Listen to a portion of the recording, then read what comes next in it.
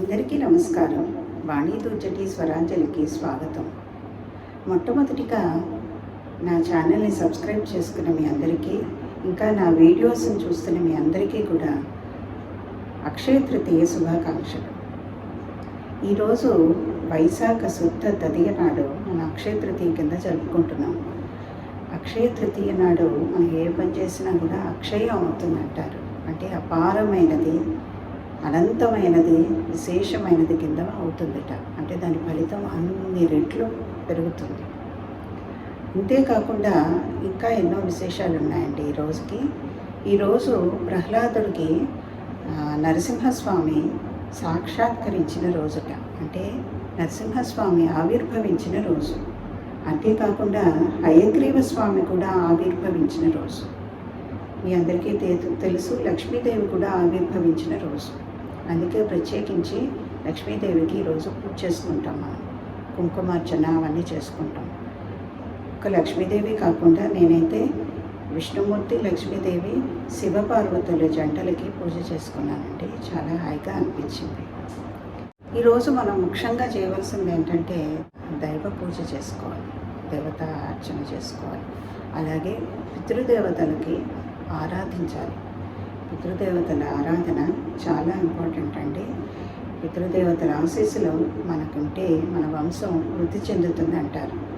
అందుకని పితృదేవతల ఆశీస్సులు ఎప్పుడూ మనకు ఉండాలి.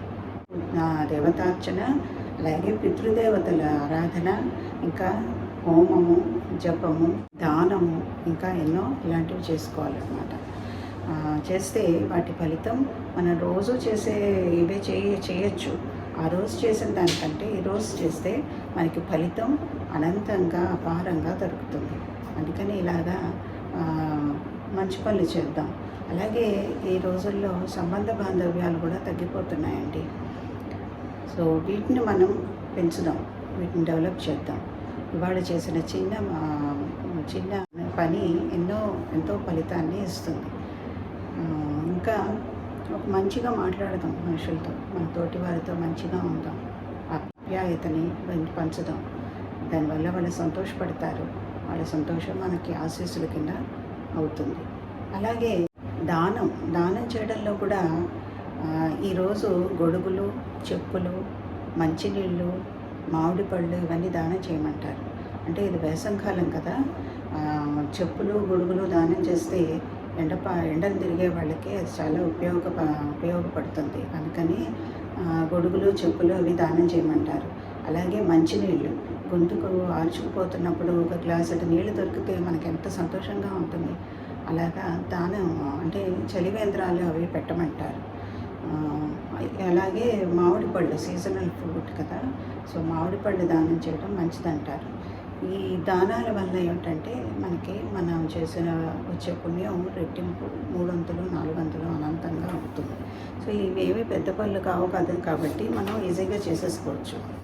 సో ఇలాగా మనకి తోచిన మంచి పనులు చేద్దాం ఈరోజు. నేనైతే ఇలాగే చేసుకుంటానండి. నాకేం పెద్దగా ఇవి కొనుక్కుందాం అని ఉండదు.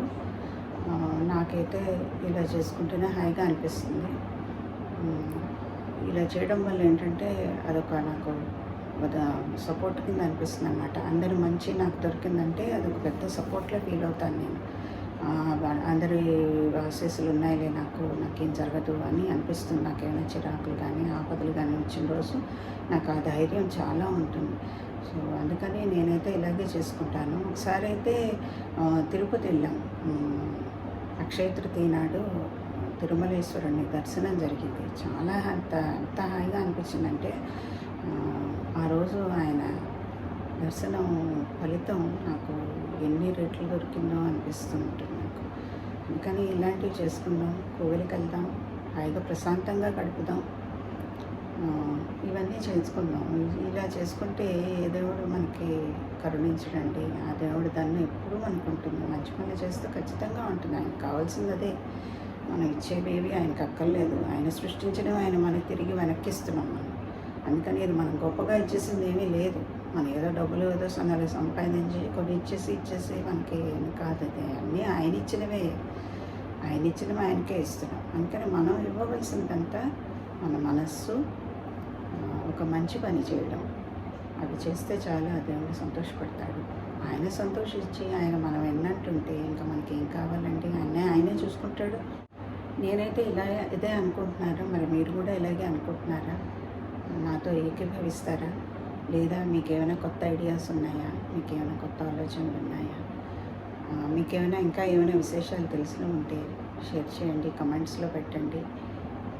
మీ అభిప్రాయాలు తెలియజేయండి. ఇంతసేపు ఓపికగా నేను చెప్పిన మాటలు ఉన్నందుకు చాలా చాలా థ్యాంక్స్.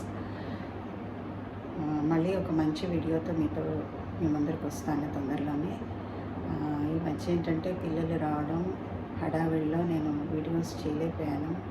పాట పాడాలన్నా ప్రాక్టీస్ చేయాలి. ప్రాక్టీస్ చేయకుండా ఊరికి పాడేయలేను కదా. సో అలా కూర్చొని చేయడానికి నాకు టైం దొరకలేదు. ప్లస్ ఆవకాయలు, ఈ సమ్మరు మా వైజాగ్లో అయితే విపరీతమైన చెమట్లు, నీరు కారిపోతూ ఉంటుంది. అందుకని చేయలేకపోయాను. మళ్ళీ తొందరలో మళ్ళీ పికప్ అయ్యి మళ్ళీ కొత్త కొత్త వీడియోస్, కొత్త కొత్త పాటలు నేర్చుకుని పాడడానికి ట్రై చేస్తానండి. నేను చేస్తున్న ఈ వీడియోస్ కనుక మీకు నచ్చినట్లయితే నా ఛానల్ని సబ్స్క్రైబ్ చేసుకోండి. మీ తోటి వారితో నా వీడియోస్ని షేర్ చేసుకోండి, కమెంట్స్ చేయండి. ఇంకా ఏమైనా ఇంప్రూవ్ చేసుకోవాలా మీ అభిప్రాయాలు తెలియజేయండి. తప్పక నా చేతనైనంత ఫాలో అవడానికి ట్రై చేస్తాను. ఉంటానండి. సర్వే జనా సుఖినో భవంతు. ఓం శాంతి.